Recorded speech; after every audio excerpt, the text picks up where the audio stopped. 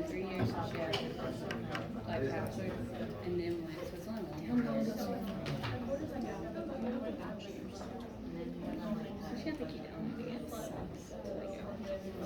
I always get worried that like. Morning, everybody. Morning. How y'all doing? Good. Why do I habitually yawn when I start asking questions like that? Anyone need anything before we get started? It's about the homework. So like, as I was going through it, I just like I didn't really know most of like the formulas, or, like kind of how to do it. So we're supposed to like read along through and then try to answer it. Or... What? Can you think of a specific question where you ran into that? I have my scratch board. I kind of figured it for like the first two I was okay with, and then I got to about question 8, and I kind of had a little bit of Googling to figure out like some of the formulas, and then kind of go through. So I didn't feel like it was something we talked about in class. Like one of the formulas was a frick into a gallon, and then kind of going through metrics with that one I was kind of familiar with, and then going to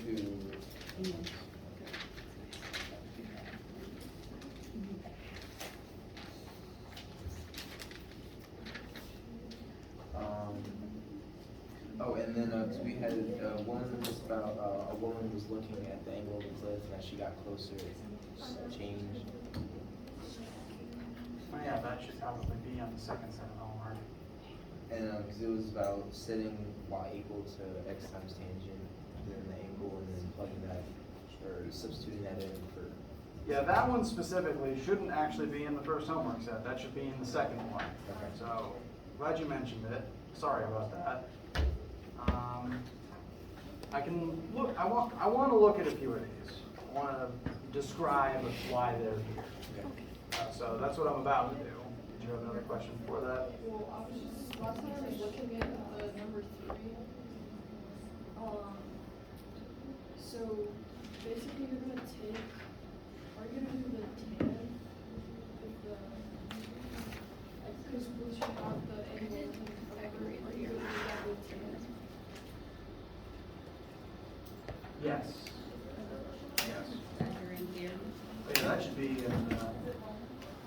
in the second week's homework too. Kennedy, I did the C squared equals A squared plus B squared. All right. Give me the Oh, answer. yeah. A squared plus B squared will get you there. Okay. Let's look at a few of these together. Kind of describe the thought process behind them. And I'm glad you're asking. One, I do want to talk about homework questions in here with you guys. This is our chance to discuss and work through things together. But two, I want to address the fact that there's literally no way for me to show you every single type of question that could possibly be asked, because we live in a functionally infinite universe. Therefore, there's infinitely many different scenarios that could utilize the same formulas and the same basic principles. So I want you to know that even though two questions that might seem completely different from one another can still use the same formulas and have the same sorts of logic apply to them. In the past, I've had some students concerned that I was showing them, say, launching cannonballs off of cliff questions, when on the homework they were instead being asked watermelons being launched off of building questions, which must be completely separate things, right? But the same logic applies to both.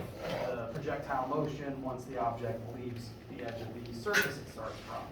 So what we're doing in class, the examples we work in class, shouldn't necessarily serve as this is the type of question that I'm going to do, and I'm going to do exactly the same thing every single time.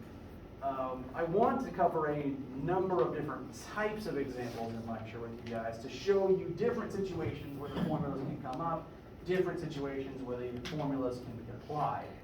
So the homework questions, I promise you will use the same formulas. I'm going to try to show you all the logic you'll need for the homework as best as I can, but the questions will never be completely identical.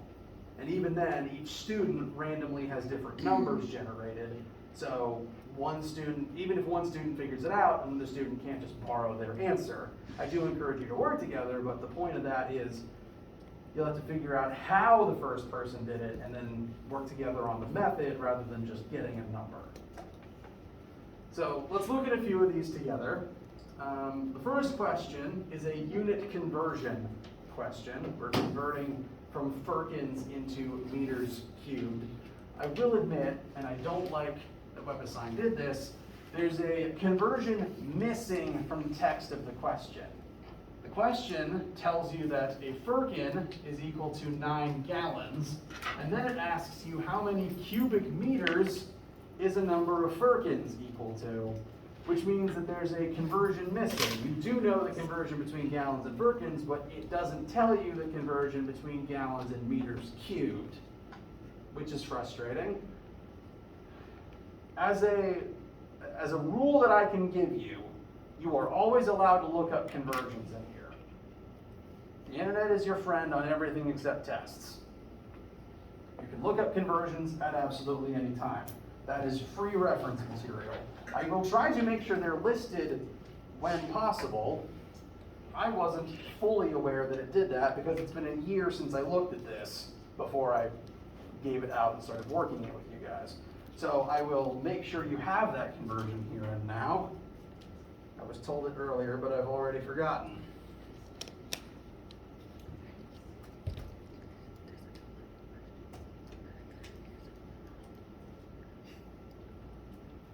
Oh, it's 0.003. Whoops.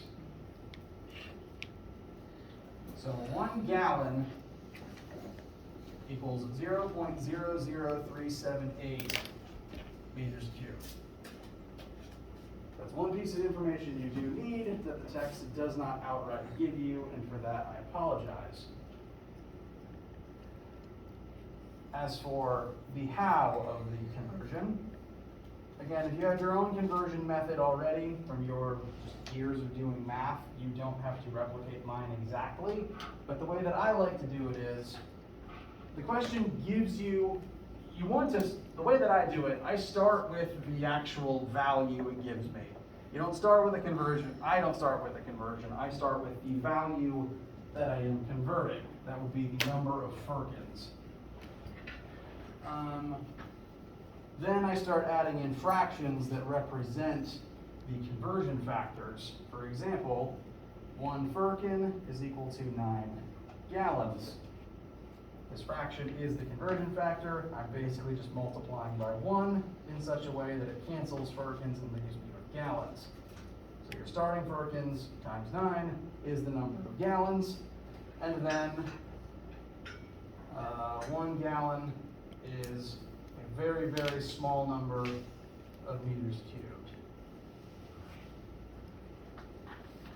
And multiplying all those numbers and fractions together would give me my final answer. Does that help with that first one?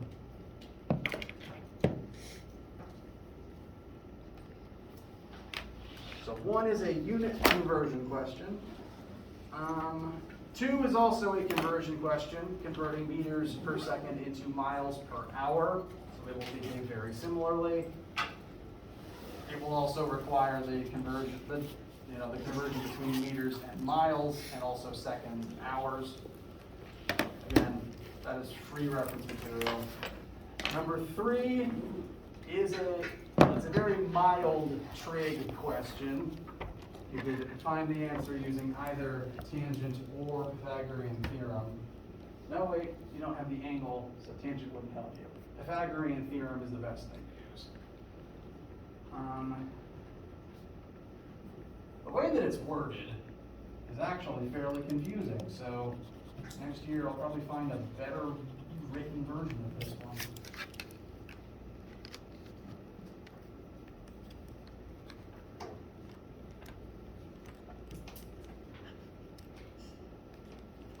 There is a bug on the wall. It is some distance away from the origin in the x-axis, some distance away from the origin in the y-axis. what is the hypotenuse of this triangle?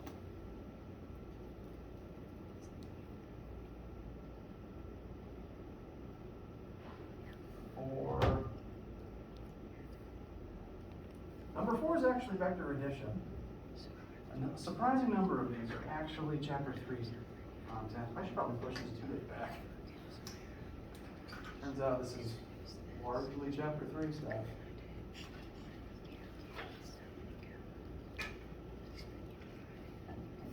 So number 4 is vector addition, which we're actually talking about today, so stay tuned.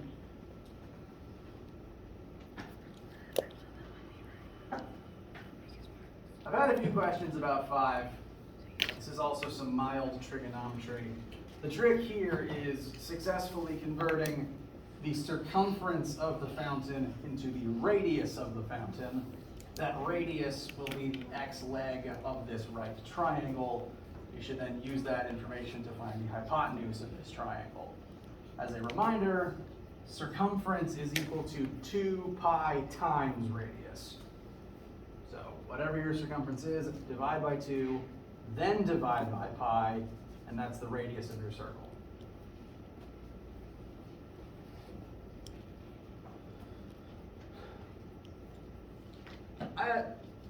Off the top of my head, number 6 is probably the trickiest one here. This one is a slightly more intensive trig exercise.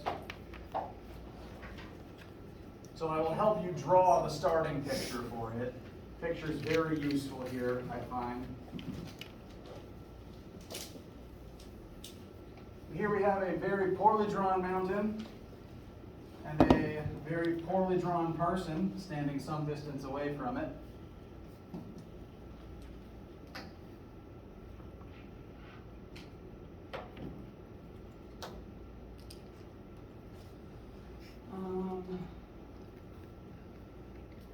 And what this person does is she looks up to the top of the mountain and notes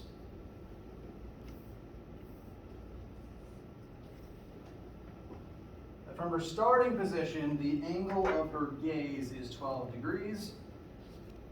She then walks some distance closer. That will be a slightly different number for everybody, so your mileage there will vary, your value here will vary. And once arriving at this position,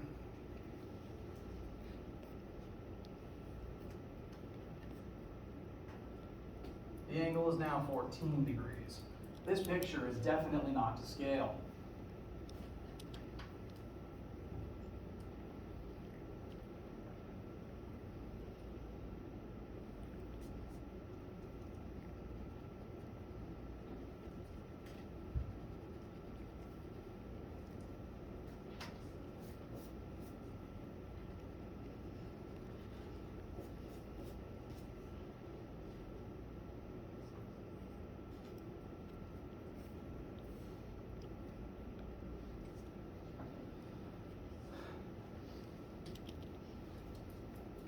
So the 14 degrees is part of a smaller triangle comprised of whatever her closer distance to the mountain is and the mountain's height. The 12 degrees is part of a longer triangle where the distance between her and the mountain is 4.51 kilometers longer, but the mountain's height is the same, because that does not change when you walk closer to it. What's changing here is how close she is and the angle she has to look upwards at it. Note that in the real world, if you are walking closer to something, you have to tilt your head further upwards to look up to the top of it.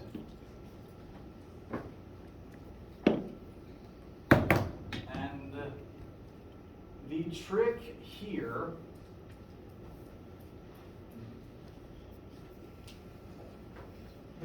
the order, okay, so for starters, I should have mentioned this. Whenever WebAssign asks you to upload anything, you don't have to. That's rated as 0 points because the computer cannot grade your work. It's real dumb. This is worth 0 points. You don't have to do part A. So, sorry for not mentioning that sooner. Part B asks you specific questions in a specific order, in order to help give you an idea of what to do here. Using the picture, write two trigonometric functions, equating the two selected values, use the following as necessary. You are allowed to input the letters x and y into your answer, and I'm going to help you set up the trig functions that it wants here. If we look at this series of triangles, tangent of the 12-degree triangle, tangent of anything is always opposite leg over adjacent leg. From the 12-degree angle's perspective, so tan of 12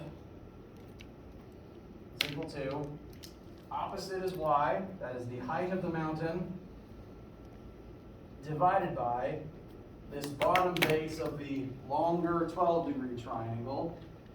We don't know this piece, but we do know that this total distance is the smaller piece of the 14-degree triangle plus 4.51, or whatever your number is. And it's okay that we don't know x, because we can literally just make it an equation of x.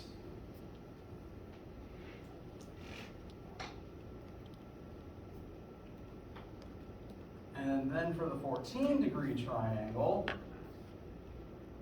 opposite here is still y, and the adjacent is just x by itself, since at this distance we've cut the 14.51 kilometers out. The question asks you to create these two equations first before asking you for what y is actually equal to. The final part, part C, your goal is to use these two equations to arrive at an answer of y equals blank.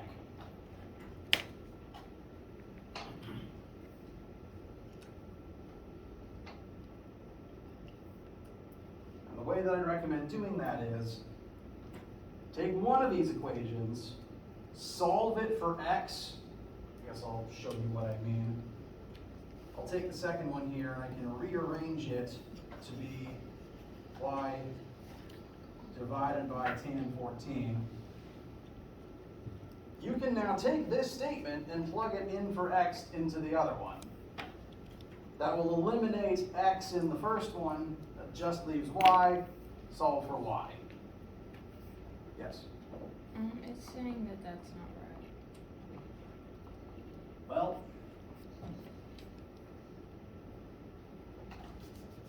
sometimes I make mistakes, and sometimes WebAssign is just not kind. So let me double check real. Okay. Running out of time in today's lecture. So I will check this outside of class and reconfer with you on Friday. I promise you about that. Out of the first homework assignment, this is the trickiest one. If this one doesn't make any sense to you, this is the one that's most okay to not make sense. It's a very weird geometry puzzle.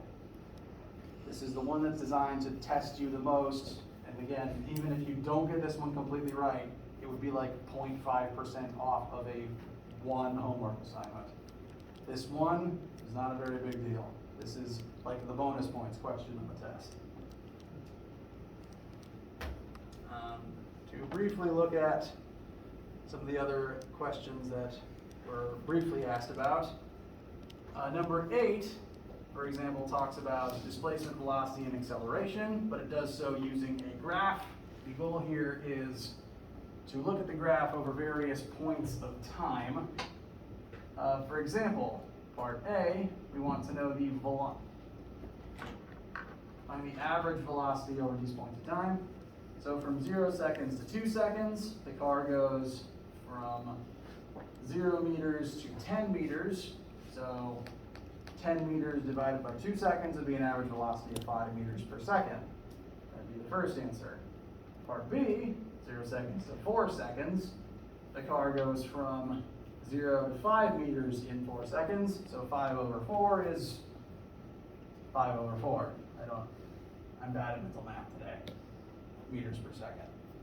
So number 8 and similar graph questions is just looking at specific time intervals, solving for the average velocity for that time interval, using displacement over the time interval. Does that feel a little bit better? Okay. I want you to tell me when the homework is confusing, because I have a very different experience of these problems, because I look at them and know what to do.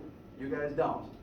If it's tricking you, if it's bothering you, I want you to tell me, because I don't run into the same problems you guys do. And I will make sure to rework 6 to make sure it's working right and make sure I can give you a guide on how to do it. Deal? All right. So, is the homework like a good estimate to see how the test will be or would be, or is it not very accurate on how the test will be? Yes, but main difference between WebAssign and the homework is I'm grading for partial credit on the test. So on the test you get 1 chance, but I give you points for literally everything you do. Homework is designed as practice. Cheap, easy practice that you can just keep doing over and over till you get it right. So I'd say there's a different mindset between the two, but if you're knocking the homework out of the park consistently, you'll do fine. And I also give practice tests that you can do optionally as study prep for tests and stuff as well. So acing that would definitely be the best sign you're going to do fine on the test. How do you feel?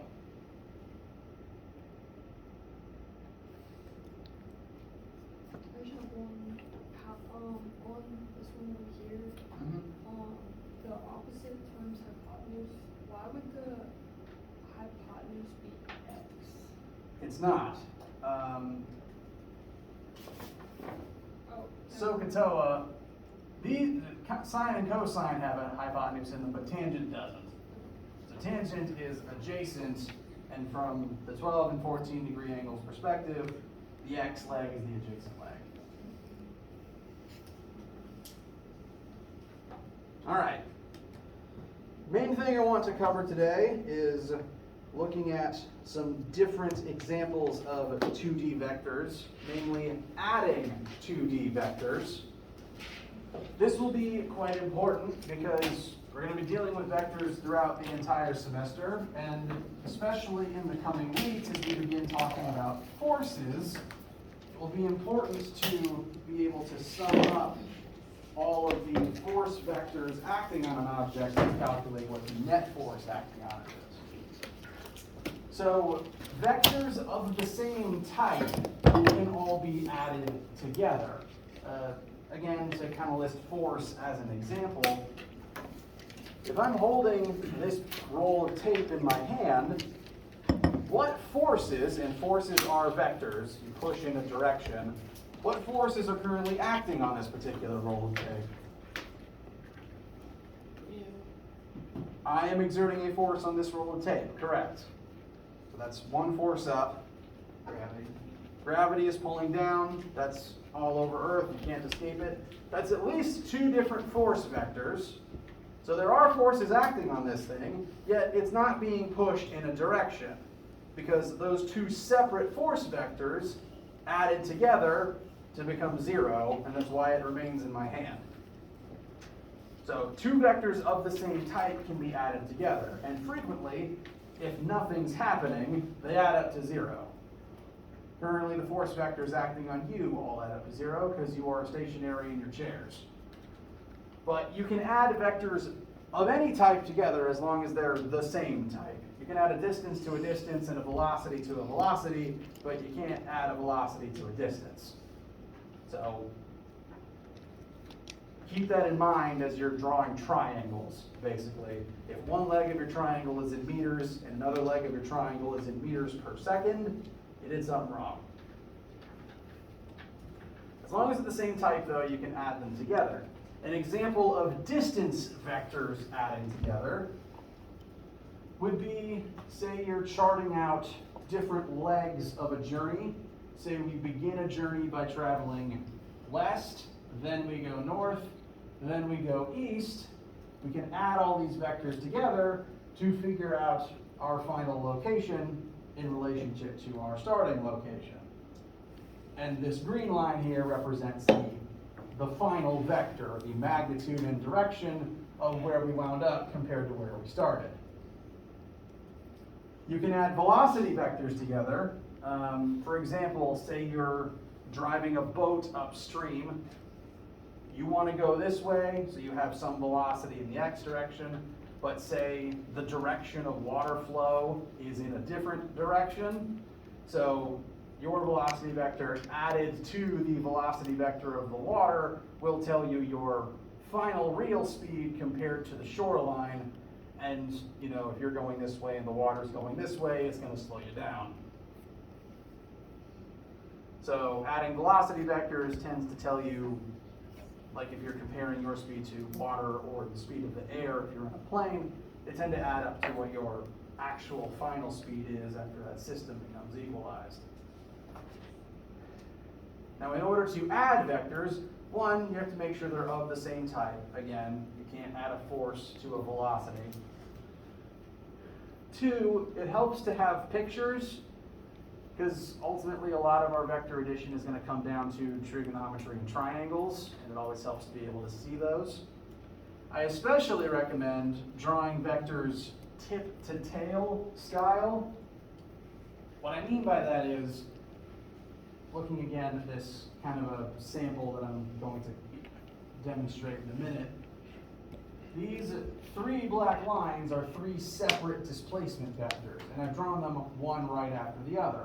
I put the tip of one on the tail of one on the tip of the previous one.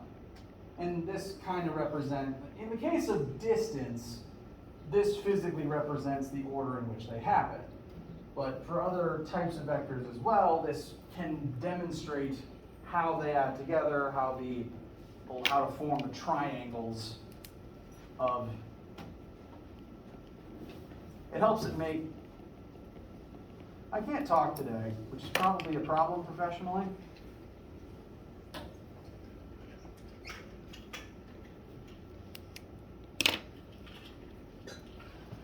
Drawing vectors tip to tail better facilitates the trigonometry that will likely be involved in adding them together. Last thing to know about adding vectors is that in order to do so, to take two vectors and add them together, you need to identify each vector's x components and y components, and specifically add x with x and y with y. If you were doing an example where a car was just driving forwards and backwards, those would all be different vectors within the x-axis. Those can be successfully added together. Some distance forward minus some distance backward would give you some displacement in the x-axis. But you can't add a y distance to that. You have to add x with x and y with y. How do you feel so far? All right. To facilitate this, it's going to be handy to list vectors in their component forms and to be able to find their component forms if they're listed in magnitude and direction form. As an example,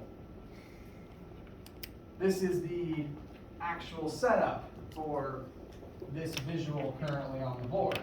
We're going to talk about American football. The dotted black line represents the line of scrimmage. Starting at that line, the quarterback is going to take the ball 10 meters, I'm going to call it backwards, away from the line, and specifically perpendicular to the line. So I'm drawing this from the perspective of someone sitting in this stand, I suppose, while watching on TV. After the quarterback makes this maneuver, they're going to stop, and then they are going to move 15 yards parallel to the line of scrimmage. Our first displacement was perpendicular to that line. This one is now parallel, which means that our first two vectors are perpendicular to each other. Lastly, the ball is going to be thrown 50 yards perpendicular to the line again, backwards, forwards, specifically in the opposite direction that the quarterback fell back in. We started moving backwards in the X, now the ball is being thrown forwards in the X. Any questions about this picture representing the data in the question? Any issues with the picture presented?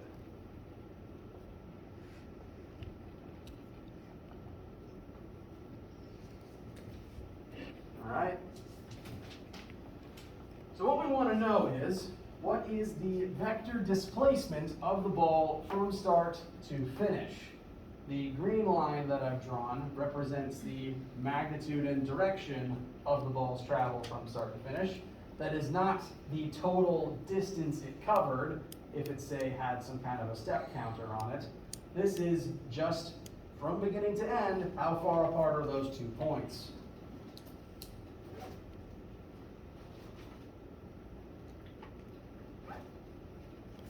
We're going to find our answer in 2 separate forms.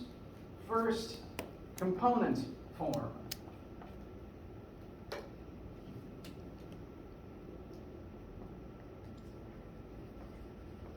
What I mean by component form is separately determining how far did the ball travel in the x-axis and how far did the ball travel in the y-axis. To do vector addition in component form, it helps to list your vectors that you're going to add together in their component forms. So from the 10, 15, and 50 presented in the question, I've written them in the board in component forms showing x, y, and direction in the xy axis. Our starting vector was 10 yards backwards in the x-axis. So I've written that as -10, 0.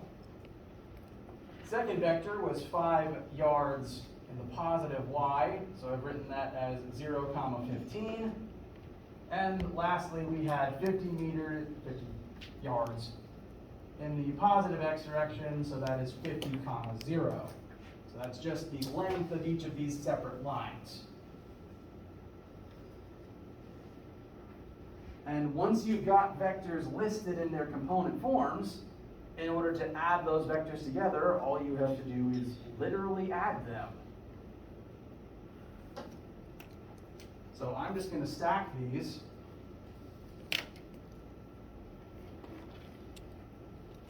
Once I find a marker with a serviceable amount of ink in it, I'm going to stack these vectors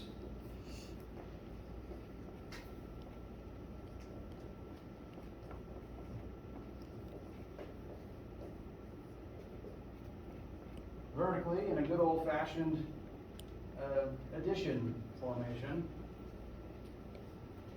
And we can literally add all the x's together to get one final x, and the y's together to get one final y.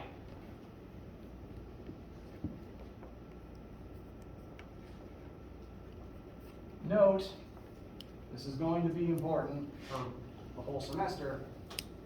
It's important to note that even within one axis, something could point either positive or negative.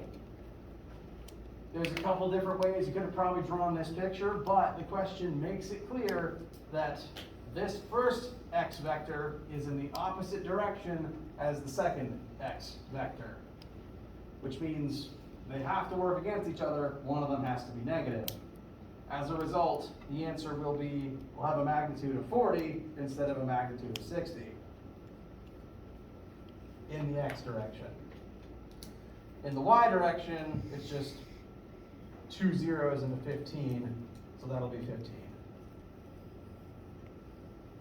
And that is the component form of our final answer. If we consider our starting points to be an origin, 0, 0, our endpoints coordinates would be 40, 15 on a graph. This in turn represents the x leg of this triangle I'm alluding to, and the y leg of this triangle as well. Here, stand like this instead.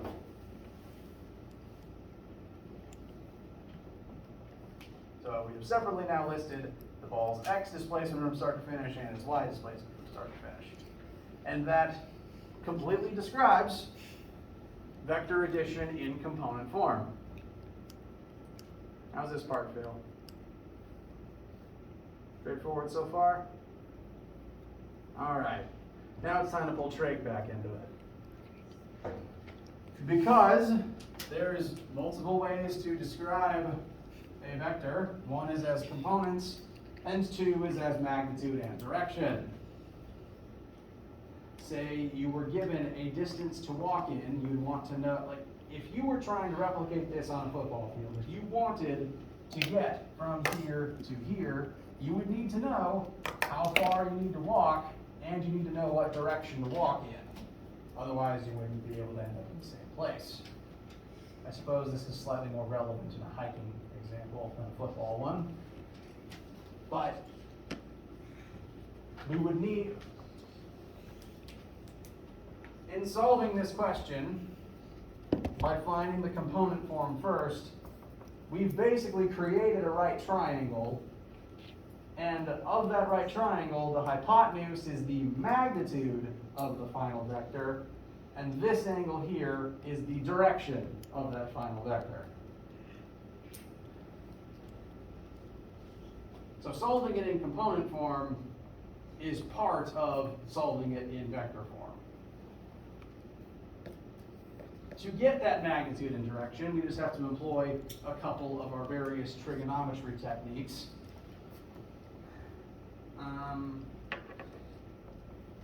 I'd recommend Pythagorean theorem for finding the hypotenuse and tangent for finding the angle, but there's a few different ways that you could do it in. Whichever trig functions that you prefer, they're all allowed here. Ultimately, you just need to find the hypotenuse of this triangle and this angle. For hypotenuse, I'm going to do Pythagorean, 40 squared plus 15 squared equals c squared. That should make c about 42, if my memory serves. 42 point what? Thank you. So that is just the physical length of this hypotenuse line. Take measure from start to finish. And for the angle, you are always allowed to rewrite SOHCAHTOA on your page.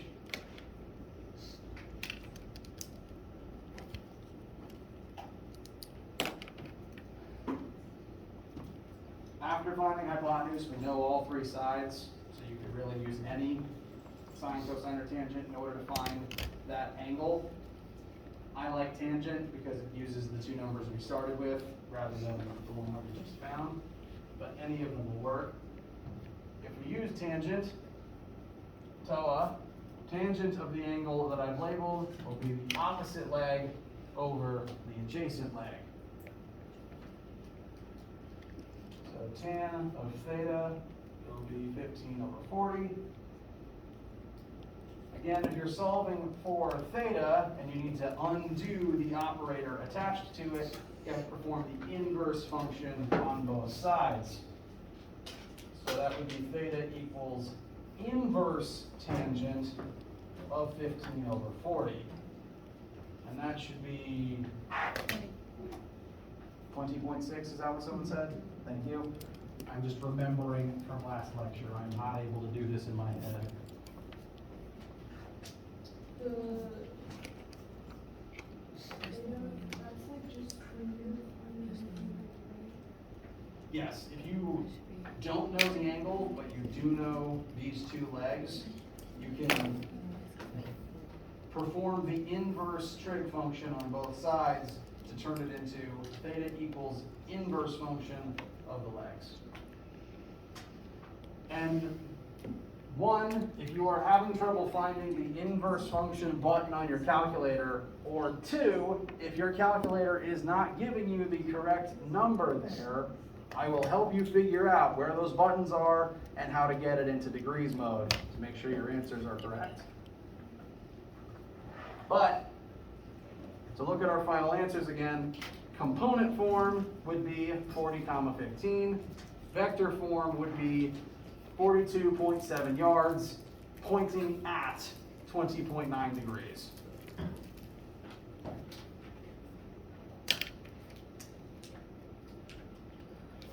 When doing WebAssign homework, it is good to look at the form in which WebAssign wants the answer.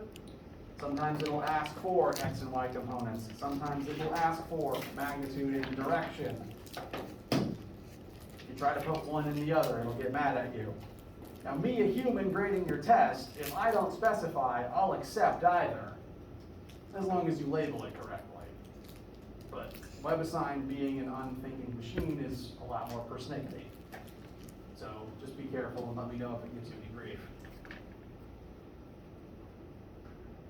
Questions about this one?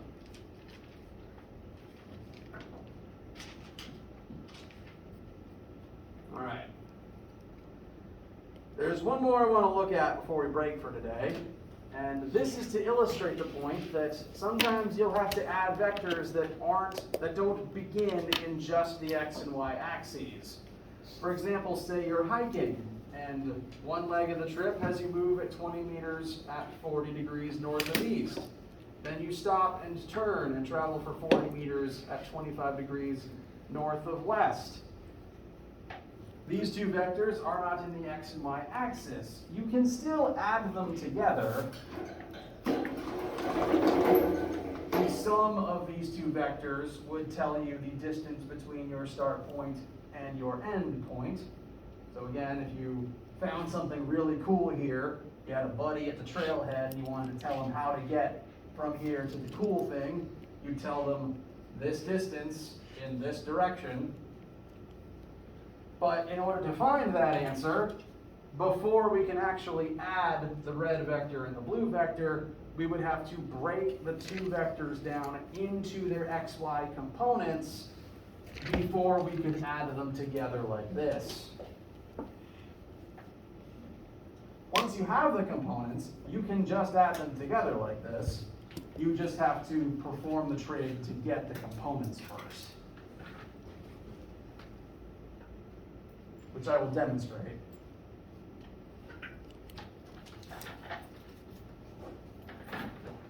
Try to color code this.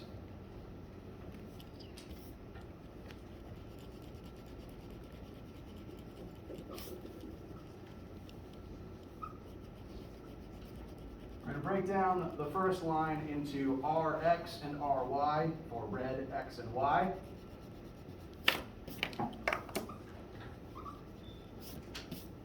We're going to need to use at least two trig identities here. So Patoa, I'm just going to start with sine out of habit.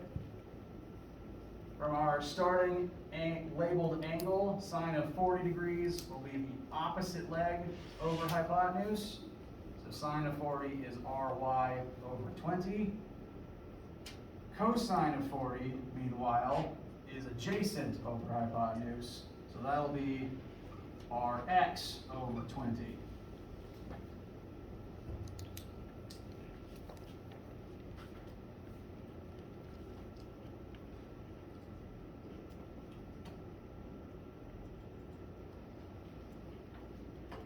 Then for blue,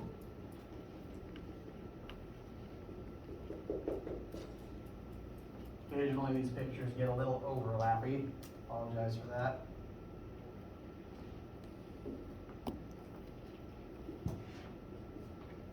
Blue will need to be broken down into blue X and blue Y.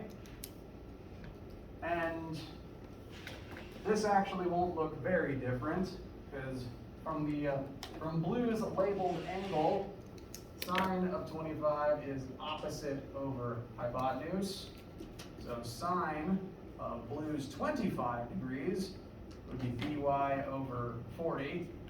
Meanwhile, cosine of blue's 25 degrees will be Bx over 40. And that will tell us By and Bx. Once you break them down into their components, you can add X to X and Y to Y just like you would hope.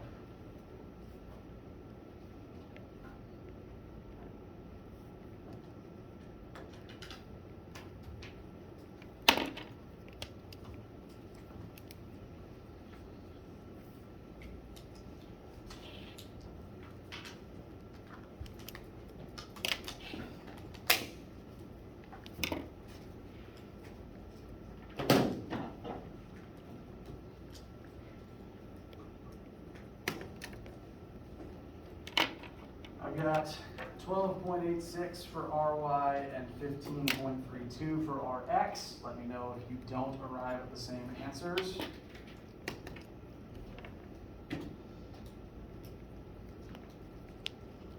Meanwhile, for blue, you should get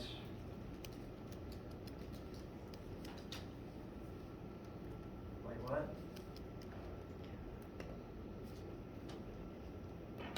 Okay. Yeah. I wrote things in the wrong order out of my calculator. So that's right. My Y. Wait. I'm confusing myself now. Is this right? Yeah, that's Yeah. Okay.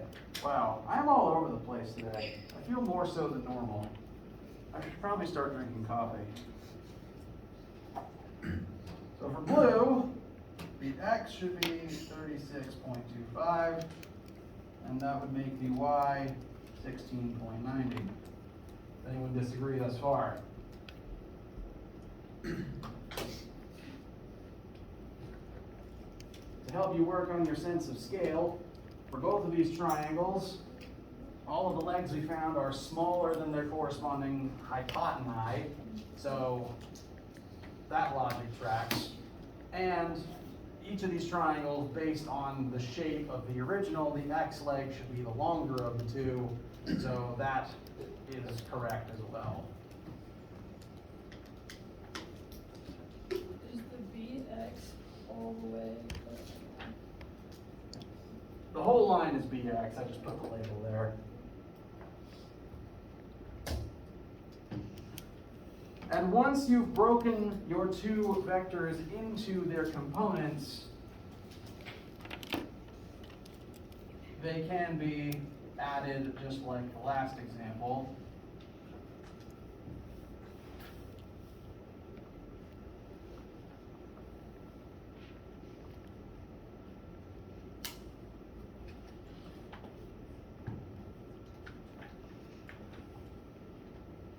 There is, however, one catch to be aware of before you finish this step. Notice, for both Y components, they both point up. They both point in the same direction, they should have the same sign, and they should add up to be a bigger positive number. The X components, however, point in opposite directions, which means one of them has to be negative, meaning that functionally you'll be subtracting them instead of creating one even bigger X component. Tragically, your calculator will be unable to tell you where the negative should go because your calculator doesn't understand the context of the overall question. Your calculator, when you just input sine, cosine, tangent, doesn't know that the angle it's calculating points that way and that the X would come out negative. So this is a step that you'll have to do manually, just from the context of the picture. And this is, again, why pictures are very useful and handy. Because if you draw in your components yourself, you can manually show your own eyes the arrow on each one to remind you if they should be positive or negative.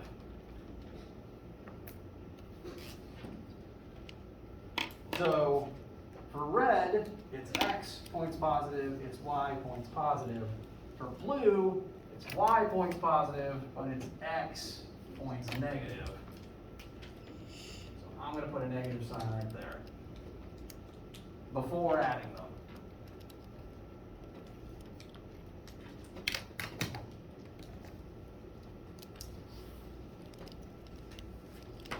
This should give a total final answer of negative 20.93 in the x-axis and positive 29.76 in the y. Note that looking at the picture, these axes make sense because from start to finish, you go very far up and slightly less far to the left. Left being negative. We'll just leave it in component form for today because we're out of time. I need to complicate things and I'm already out of time. How do we feel? All right. Keep looking over the homework. Please bring questions about the homework, and I will make sure to have a guide for 6 ready to present to you on Friday, is the day of the week. Make sure to review this, talk about relative velocity, and that'll close chapter 3. Let me know what questions you need, and have a wonderful day. Do we need to print anything for lab? No, you just bring your pencil, your calculator, and close